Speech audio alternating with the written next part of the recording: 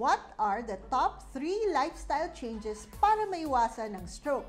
This is Dr. Maru Espino for Dr. Vita Health Talk. Number 1, galaw-galaw. Incorporate ang physical activity as we age. Kung may time ka para manood ng video na ito, dapat meron ka ding oras para daily routine ng physical activity, gaya ng walking. Number 2, manage stress.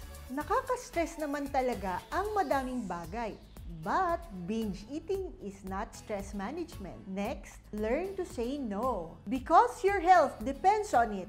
Huwag yes ng yes to everything. Remember, stress is primarily the lack of your body's need to rest. Create regular sleeping patterns para masigurado ang body ay makaka-rest. Number 3, supplementation. Aminin natin, lahat tayo ay tumatanda. And habang tumatanda, tayo ay nanghihina. Nawawalan ng kakayanan ang ating mga katawan na mag-produce ng mga panlaban para sa sakit. Ang isa na dyan ay ang CoQ10. Ito ang pinaka-importante na antioxidant para sa ating katawan.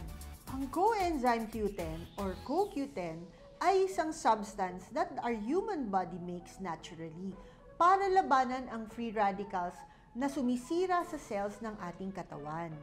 Ang CoQ10 ay isa ding substance na ginagamit ng ating mga katawan para mag-produce ng energy. Kapag kulang ang CoQ10 sa ating mga cells, manghihina ang ating katawan. At dyan, mas nagiging prone tayo sa mga lifestyle diseases gaya ng stroke, diabetes, at cancer, to name a few.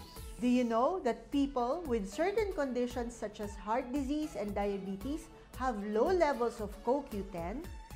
So, kailangan natin isupplement ito. Gusto mo humaba ang buhay, iwasan ang stroke at diabetes, plus cancer-free? Mag-Dr. Vita Q10 araw-araw. Dahil mula bata hanggang pagtanda, ibang mag-alaga ang Dr. Vita. Mahalagang paalala, ang Q10 ay hindi gamot at hindi dapat gamitin panggamot sa anumang uri ng sakit.